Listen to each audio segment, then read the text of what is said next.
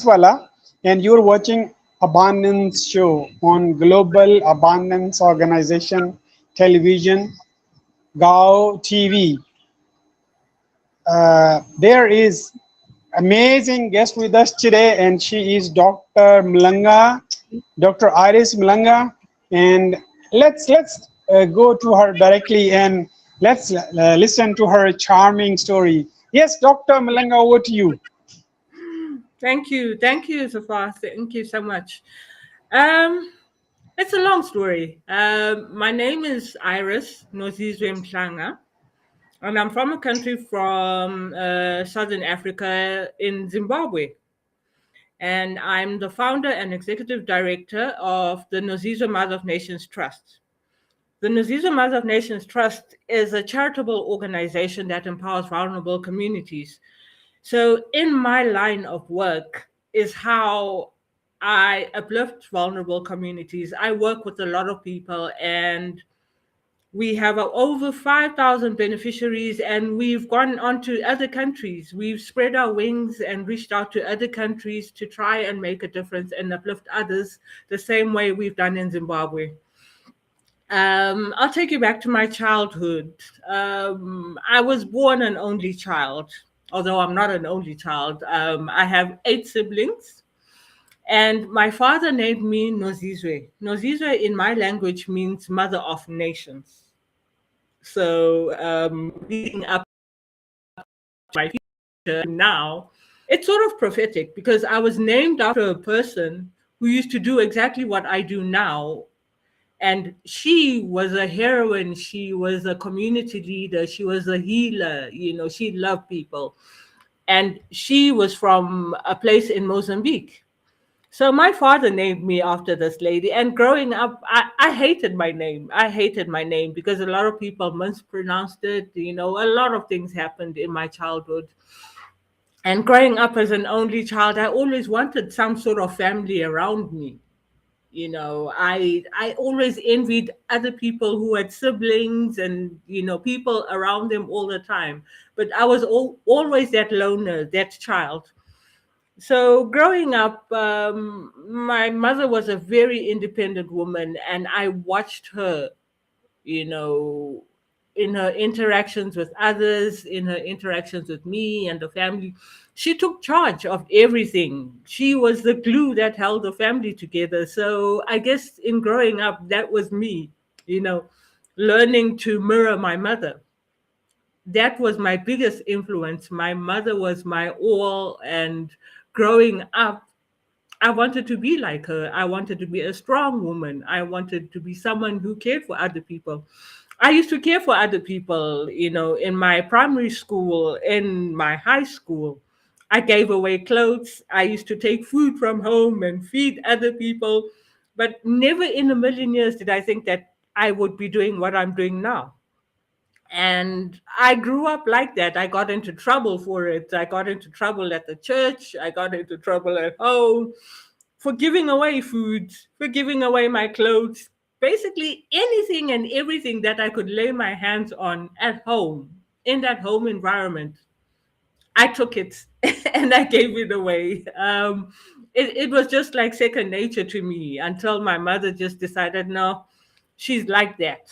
So she's not stealing to be naughty or anything. She's touched by the community. She's touched by someone or something that she's seen. And that was basically my childhood growing up. I just grew up helping people. And then into adulthood, the same thing. When I got married and I had children, I became a daughter-in-law, I became an aunt, I became a grandmother at an early age. And that was just me, doing things for others. It just stuck within me, and my family knew that about me. And then when I got closer to my father in my adult years, my father then told me the story about this person that he had named me after, and I was blown away. I was blown away because my father said to me that I had taken after this woman. I behaved like her, my mannerisms, things that upset me, they were exactly like this woman. And I had that healing touch in a way. I wasn't a doctor or anything like that, but I had this way of making people comfortable, and that was just me. And my father sort of noticed that about me, and it was just something in my character, I guess, something that I grew into, and it just went from there until I started my charitable organization in 2018. Everything had fallen apart at that time. My daughter was diagnosed diabetic. My son also had issues at the time. So a lot was happening at the same time. And then one thing led to the next. I attended a church, and it was a prayer group and things like that. And prayers were given for me because I was going through a tough time.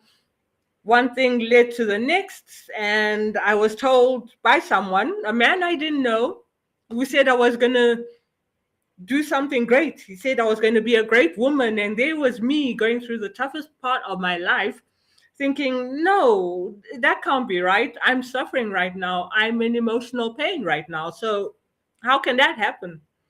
Anyway, it happened as as he had said, and I ended up feeding this homeless man. So one homeless man went and told other homeless people, and then one turned into five, five turned into 25, and it just grew from there. And I'm a writer before anything else. So I used to tell my stories on Facebook, on social media, and things like that. Things that really stuck with me or resonated with me. And I wrote about them all the time. And I wrote the story about this homeless man and how I met him and how everything happened. So that was me telling the world my story. I don't know why I did that, but that was me. And my community in my country responded. And they came out in their numbers. They brought me clothes. They brought me all kinds of things. And I used those things as myself, what I was doing in my childhood, giving away things to help others. And it continued like that. And the numbers grew and grew and grew until one day I said to myself, no, I can't. I can't keep giving and giving and giving when my cup is empty. And I wrote about that again. And people responded and came to me and said, your cup is not empty. Here, we're going to give you food. We're going to give you this. We're going to give you clothes. We're going to go with you, help you out. You're not alone. So my community rallied around with me, and that's how we've continued. We've been doing this for about 8 years now. And in the last 2 years, that's when things really blew up. And I ended up on the international news. I ended up on TV. That's what led to me writing books, because now I was writing books to tell my story. I didn't have the funds to write my own book. So to co-author books with other women, women that I'd seen online who were inspiring me. Dr. Tara Trent, Peace Mitchell, Katie Garner, the Duchess of York, women like that were actually organizing these award ceremonies called the Women Changing the World. And I thought, I can't possibly feature in a thing like that, Women Changing the World. How am I changing the world? I'm just telling a story, from the back of beyond in some African country some people have never heard of. And funny enough, I won that award in the Women Changing the World. I won that award. And Dr. Tara Trent and Peace Mitchell came to me with an offer, and they said, we've got a book coming out. It's called Women Making a Difference. And we've seen what you do. We've seen your social media. We've heard your story. How about you get involved in that book, Women Making a Difference? And that was the first book that I co-authored with 25 women I had never met. And I just told my story, how I began, what I was doing, where I was doing, and with who. And that just put me on the mark. And, it just blew up from there. I was now this international person, this African girl who is now, making headlines in Hollywood and places like that. I started appearing on TV shows. because of the book. So the book was also gifted to Academy Award nominees, and that just made my name go out there. It was just amazing. It was just amazing. That was the first book I ever wrote, and that's what put me on the map. So it's been quite a journey. It's been quite a journey, an amazing journey, and I'm so humbled and grateful to to everyone who's gotten me to where I am today. So it's been quite a journey, and I've written more and more books. I'm still scared to write my own book, but I'm still empowering others in my own way. I write whatever comes to my heart, and I always write something that resonates with me. I've never written fiction or anything like that. It's always something to do with something that caught my attention, something that touches me, something that hurts me. That's me in a nutshell. Thank you so much, Dr. Iris Malanga. It is such an amazing story. Before I dive deep into your life, I'll really request you to please have few words for your parents. To my parents, my parents are both late. My dad passed away in 2016. My mother passed away in 1997. So for me, for my mother, I wish she could have seen the woman that I turned out to be. She passed away just as I was becoming an adult. I was only 18 years old. So she didn't know the adult me, the mother in me. She never, made it to see who I turned out to be. So for my mom, my message would be, I made it. I made it. I don't know if I made you proud, but I've made it. And I am close to what I think the idea of a strong woman would have been. And to my dad, I want to say thank you. Thank you for having that faith in me before I even knew myself. You gave me that name and I grew into it. And it's been a calling. It's been a calling. It's been a guiding life, living out my name and living out a dream that wasn't mine intentionally, or it was. I don't know what it was that made him name me that, but I'm living out that name that he gave me, and I seem to be on track. I seem to be on track. So I'm hoping I've made both of you proud, and I'm still going. I'm still going. Thank you so much, Doctor. It is amazing, Iris, to hear about your gratitude attitude, and you're so blessed in abundance of gratitude attitude, and that's what has made you doctor. That's what has made you Mhm. writer. That's what made you sustainability expert. That's what has made you the social entrepreneur. You're Yeah, working for people, who you're running an orphanage. yeah, You're taking care of differently able people. You're running, yeah. you're giving food to them, and Hmm. you're lot of stuff, a lot of projects that are underway are educational ones. And Hmm.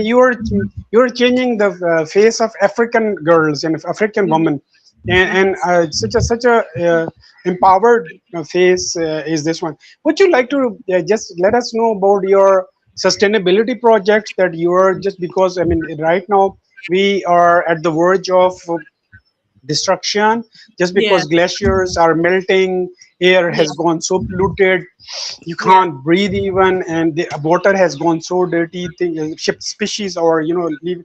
So how about sustainability? What are your projects? What are you looking for? What's your moonshot of sustainability?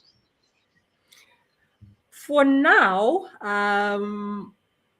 in Zimbabwe, we care for 250 families who live in a rubbish dump. So, sustainability wise, we have a number of projects going at the same time to empower those communities.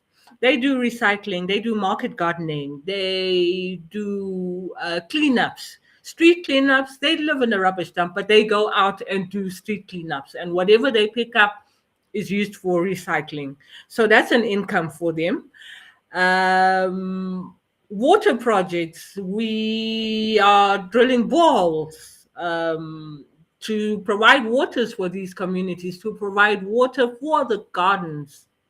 So long term, when we have water, when we have the gardens, then we have access to everything that we need to empower that community. Then they grow those things and then resell them to make an income for themselves and to help others and uplift others as well. If we have surplus, then they donate to others. We use our water projects when we drill boreholes. We have brick making machines where we're actually building schools. We're actually building classroom blocks. We're building orphanages. And we're soon to be building, healthcare centers to help underprivileged communities. So it's a full cycle. There's a lot that we're doing at the same time, but one thing builds on another and leads to the next step in empowering vulnerable communities.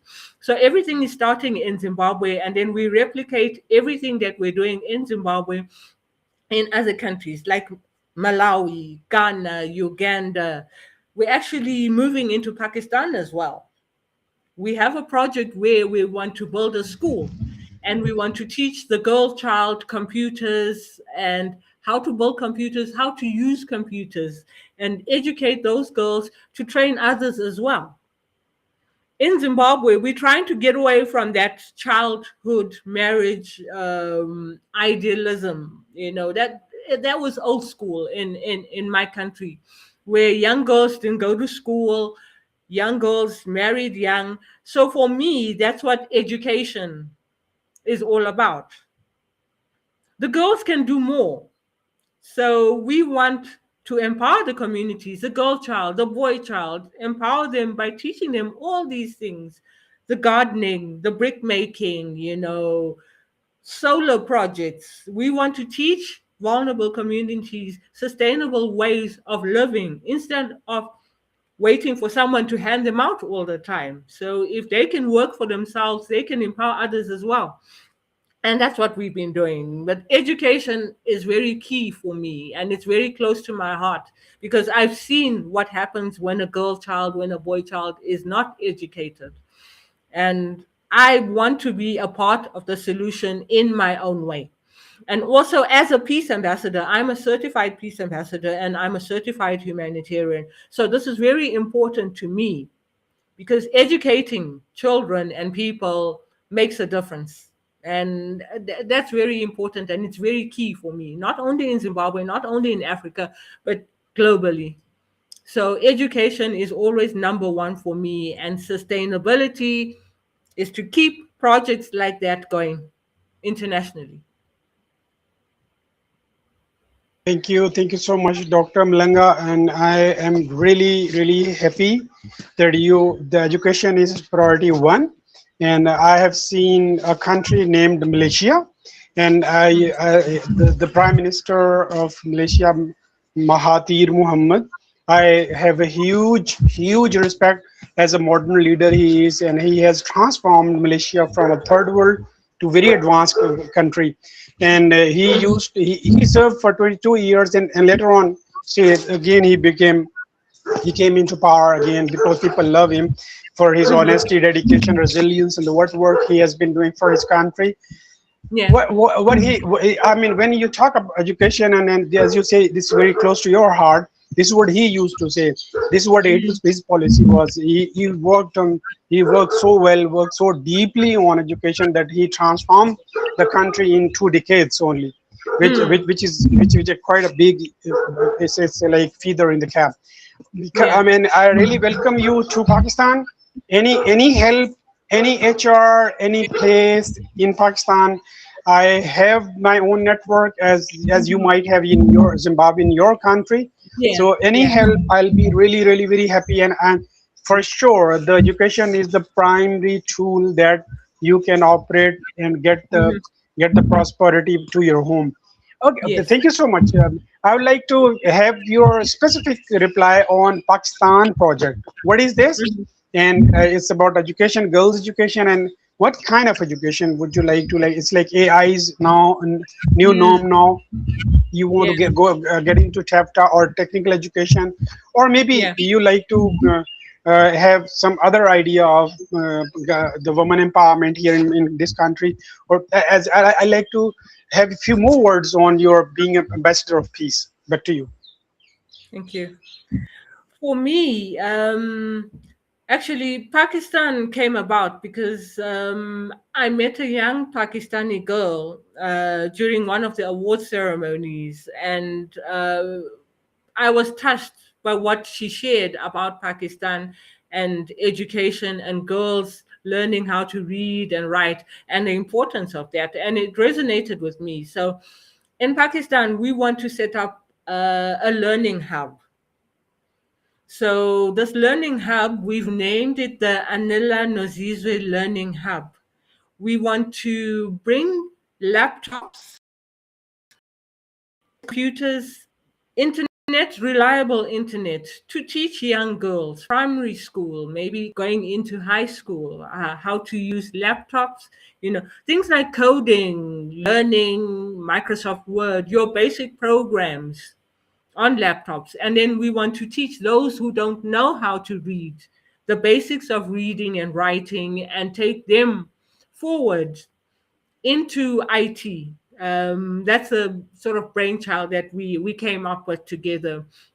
This young girl that I connected was just sharing about the village where she's from and how necessary she thought it was that a young girl would not know how to use a computer and things like that. So we came together because I've seen the same in Africa, and that was our wish for Pakistan. As a peace ambassador, there's a lot going on in the world. So, as a peace ambassador, I'm promoting peace at the same time as empowering communities. Peace is very necessary because these struggling communities, come up with a lot of baggage, a lot of territorial red tapes and misunderstandings, and usually vulnerable communities are cast out. So, as a peace ambassador, I want to bridge that gap. I want to bring people together for a common goal. And that is my role as an international peace ambassador, to bring people together, to bring people to an understanding that is beneficial to everyone, so that we learn to live together. It doesn't matter where we're coming from. I'm from Africa, others are from Pakistan, India, Dubai, Malaysia, anywhere. Peace is important no matter where you come from. And we have to reach out to one another. We are living in this world together, so we have to find a way to bridge the gap, bridge the borders that separate us, and live together harmoniously. So peace is very important in that, and we need to understand each other, understand where we're coming from, and understand where we're going to in future as human beings from all over the world. I'm just trying my bit from Africa, and I'm hoping I will in some way touch somebody's heart from somewhere else to make a difference in a peaceful way. There's a lot happening, and I think we can make that difference and live together honestly, going into the future. I want a future where I can imagine there's no arguments as such, but there's plans where people come together, find solutions to problems, and work together instead of trying to outdo each other and fight each other and take each other out. And that is not the world that I see for my grandchildren and my great grandchildren. And I just hope that one day peace will prevail in this world of ours. Thank you. Thank you so much, Dr. Iris. Okay, this is what exactly what I'm doing. Hmm. My global abundance organization is absolutely about its abundance. Abundance, like I mean, it's Yeah. not about the competition. it's about the co-creation. It's not Exactly. elimination. It's like Hmm. uh, it's like working together to make like Yes. we found this planet Earth with lots of problems.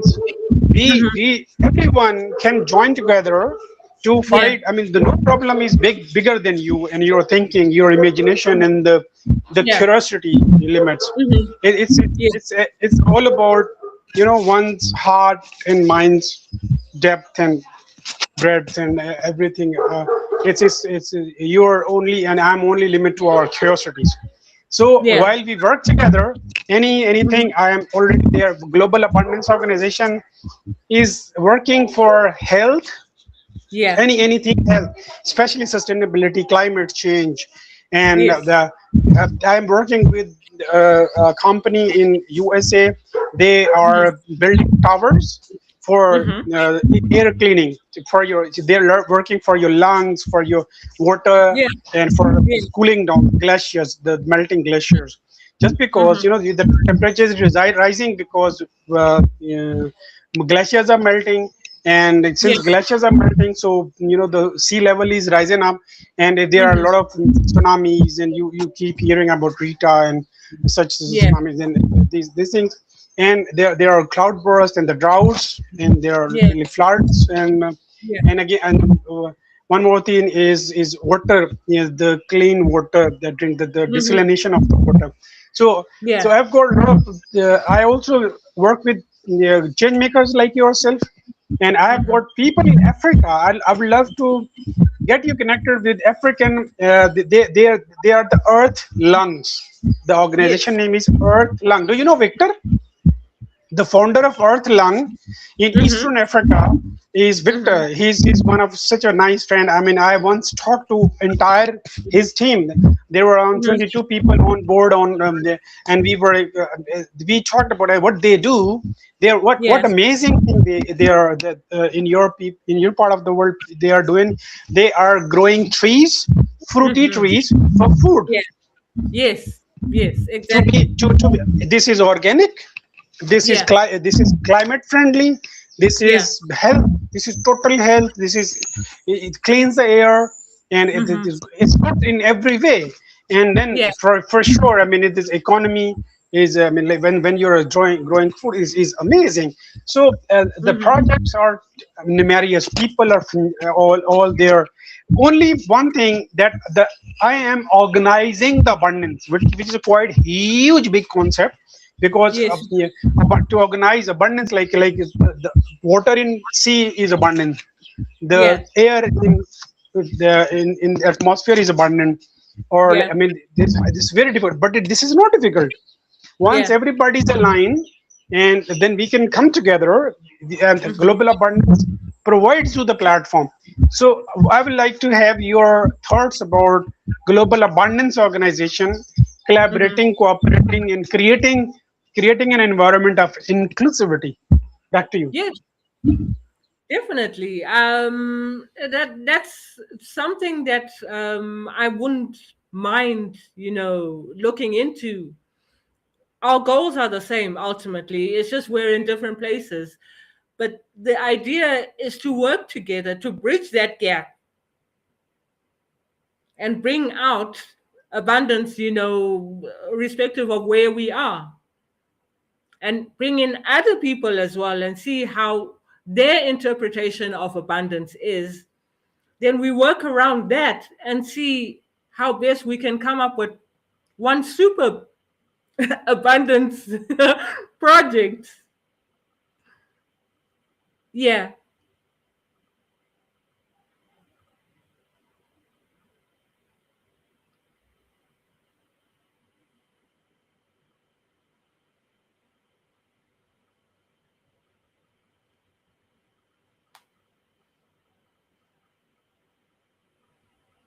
Thank you so much, Dr. Malanga, Iris Malanga. It was Thank amazing you. talking to you, and Thank you. I'll keep featuring you on Abundance Show just because Thank it was you. just an icebreaker. It was just Yeah. an intro sort of interaction with you. It was not even an interview. It was Yeah. just kind of so that people know you, and it was just a Yeah. beginning. It was a preface of your book. And since I Yeah. will talk about your books, we'll talk about your orphanage, we'll talk about the Mm. food climate you're talking about. We'll talk about your education perspective specifically. The more and more the time goes to education, just because this is instrumental. And then Yeah. I like to learn more about your sustainability projects, especially for the air, because this we need to take care of our lungs. And Yes, African we do. friends they are already doing the amazing thing as ever, the Earth Lungs organization in your country. And Mhm. thank you so much, Dr. Iris Malanga. I like to have the final words and final thoughts and a message for the planet. Back to you. Thank you. Thank you. Thank you so much for having me. It's been quite an insightful chat we've had today. I'm really, really honored. I've had chats with you before, but this is just amazing. We chat on and off, but I'm so glad and appreciative that our goals are the same. Our goals are the same despite our locations, and we care about other people, we care about our environment, we care about abundance. So I'm really happy to be here, and it's been an honor. It's been an honor, having this chat with you, and I'm looking forward to working more with you. I'm most welcome. Anything, any positive. Just because my whole life, I have dedicated my own remaining life towards Mhm. making effort to Mhm. change our mindset from scarcity thinking to Exactly. abundance Yeah. abundance mindset thinking. This is the Yeah. only way forward. I don't know. Yeah. Just Yeah. because I believe all problems are just because of scarcity of mind, we need to rewire. This is very Hmm. easy. This is possible. Yeah. It's like just a decision away. So I Yes. know this just because I learned from Peter H. Diamandis, MD, in Silicon Valley, and I have taken his 30 days mindset boot camp, and this is so amazing. Yeah. If you take my interview, then I'll get you all details on this, how one can be abundant through data driven. How can one Thank you. embrace Yeah. future with abundance mindset, data driven? Hmm. Thank you so much, Yeah. Dr. Iris. It was an honor Thank hosting you. you on my Thank show. you. Bye bye. Thank you so See much. you soon. Thank All you right. so much.